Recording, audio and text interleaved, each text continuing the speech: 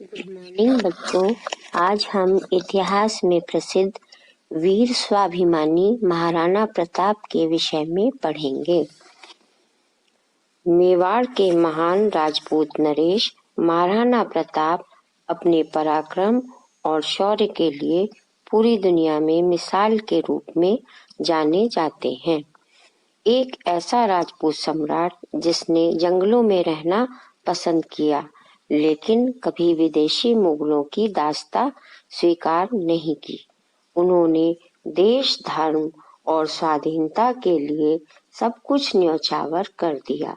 तो चलिए अब पाठ के बारे में जानते हैं। पाठ का नाम है स्वाभिमानी महाराणा प्रताप। यह देश प्रेम पर आधारित कहानी है। राजस्थान राज्य का उल्लेख भारत के इतिहास में राजपूताना नाम से किया गया है। राजपूताना इतिहास अपना विशेष स्थान रखता है।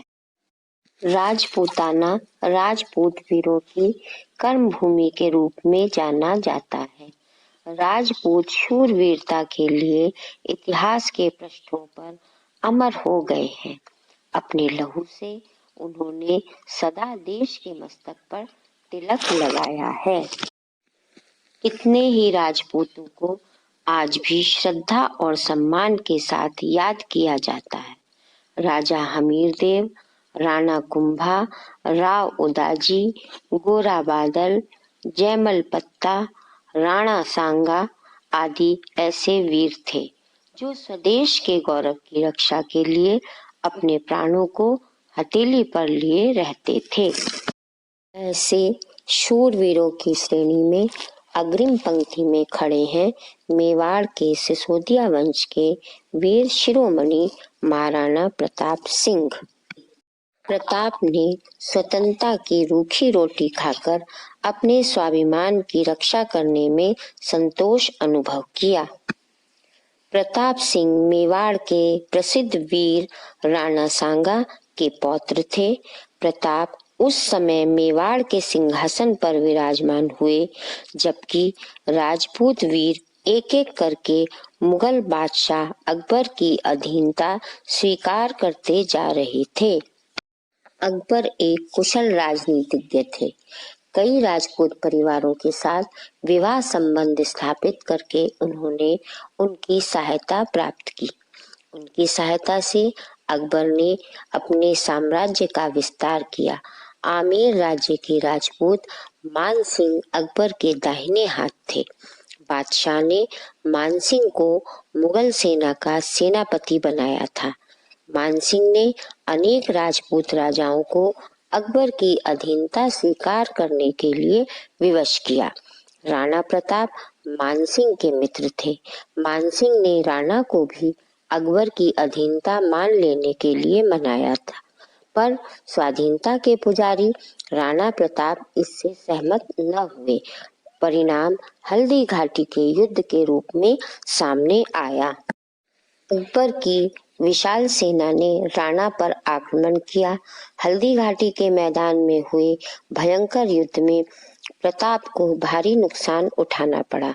उनके राज्य के अधिकांश क्षेत्र उनके हाथ से निकल गए।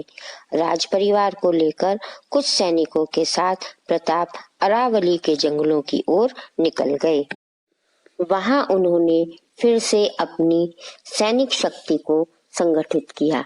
उनका इरादा अपने खोए हुए क्षेत्रों पर फिर से अधिकार प्राप्त करने का था।